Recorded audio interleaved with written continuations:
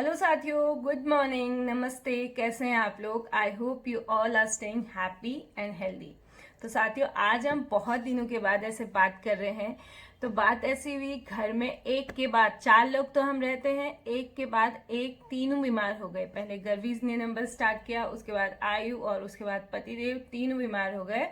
और एक पत्नी, एक माँ, एक गृहिणी होने के नाते सबसे पहले मुझे उनका ध्यान रखना था। और वो अब सब ठीक हैं, अपने अपने कार्यस्थल पर गए हैं। और आज मैं थोड़ा रिलैक्स हूँ, तो मैंने कहा आपसे बात कर लेती हूँ। तो बात ऐसी हुई, आपने वो देखा होगा एल्बर्ट हॉल और जू, जब हम गए थे घूमने तो उस बीच हमने बाहर भी खाना खाया था। तो उसी दिन से उसका ना गर्वी का हल्का हल्का सर दर्द स्टार्ट हो गया था, उसी समय से। तो वीडियो में भी वो बहुत बार कह रही थी कि मेरा सर दर्द हो रहा है, सर दर्द हो रहा है। तो हमने सोचा कि बाहर खाया है, कभी कभी डाइजेस्ट नहीं होता, यूज टू नहीं होते जो बच्चे ना, और इनडाइजेशन हो गया होगा या फिर पानी कम पिया होगा इस वजह से, या फिर गर्मी होगी, बहुत सारे रीजन है सर दर्द होने के भी। तो हमने उसको लाइटली लिया। घर आए, वो सो गई उस दिन।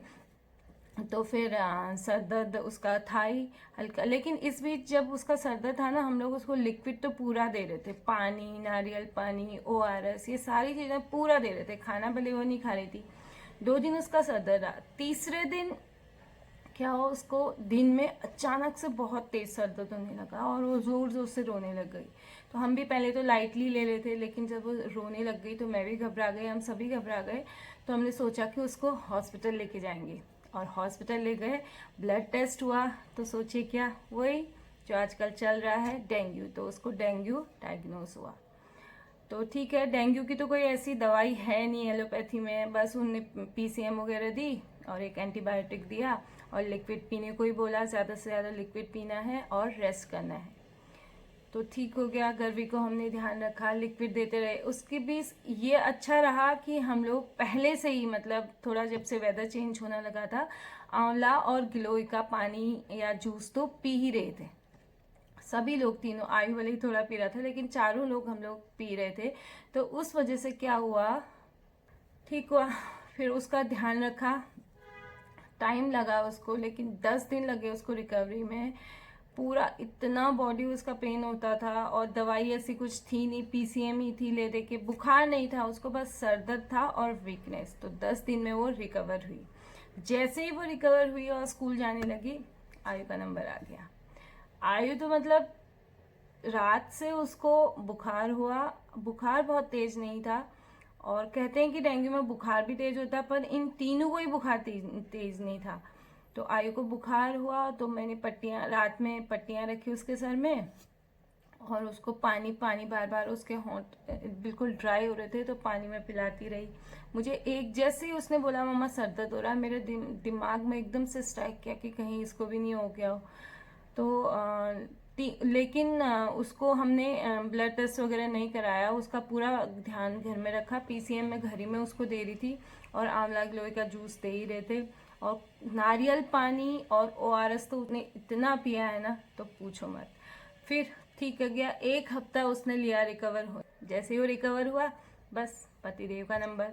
ऑफिस से आए कि मेरा सर दर्द हो रहा है, सर दर्द हो रहा है। फिर वही हमने सोचा कि वो तो अपना भाई एक्स्ट्रा ध्यान रखते हैं, मैं ही नहीं रखती हूँ, वो तो एक्स्ट्रा केयर करते हैं अपनी। तो हमने सोचा कि हो रहा, 1-2 बार पहले भी हुआ है कि गर्मी से सर दर्द हो गया। तो आ गए, सो गए, सर दर्द हो गया। एक दिन देखा, पड़े रहे पूरे दिन बेड पे, खाना पीना कुछ नहीं।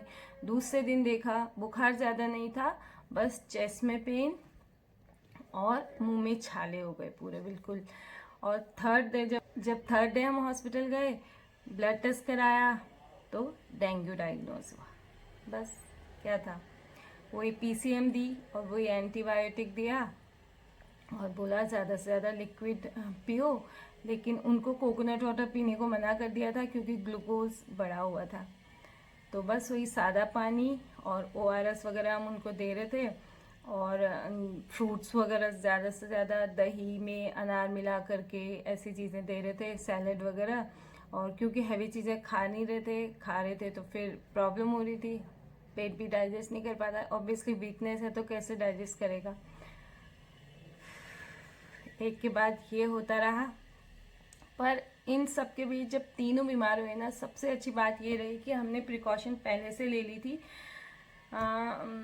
शुरू से ही जैसे ही वेदर चेंज हुआ, 1-1.5 महीना हो गया था, हम लोग आंवला तुलसी का हम जूस बना करके सुबह सुबह फ्रेश का आंवला तो मंगवा ले रहे थे सब्जी वाले से, और गिलोय यहीं पास में वहाँ से ले आ रहे थे। तुलसी लगी हुई है घर में, तो इन तीनों का जूस बना करके थोड़ा थोड़ा सभी पी रहे थे।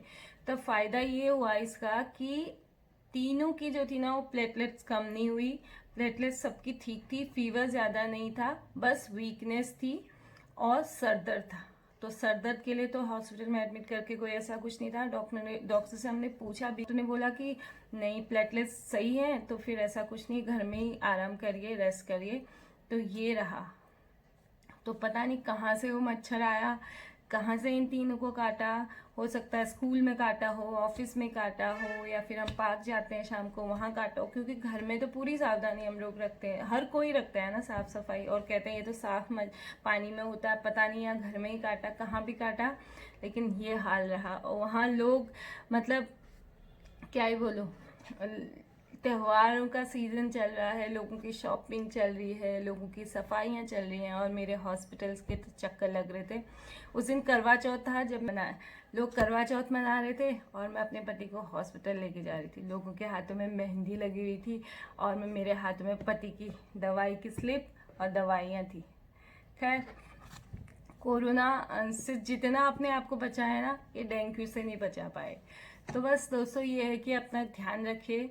इसमें कहते हैं डेंगू में प्रिकॉशन हम क्या रख सकते, एक तो पहले, हाँ तो मैं बता देती हूँ कि मैं मतलब सबको इसके ना सिम्टम्स सबको अलग अलग होते हैं। किसी को तो बहुत तेज बुखार भी होता है, इन लोगों को बुखार नहीं था, सर दर्द था, पेट में भी दर्द हो रहा था, और उल्टी आने जैसी भी हो रही थी गर्मी को, और सर दर्द सीवियर था, मतलब सहन करने से नहीं हो रहा था, तो ऐसा सर दर्द हो रहा था।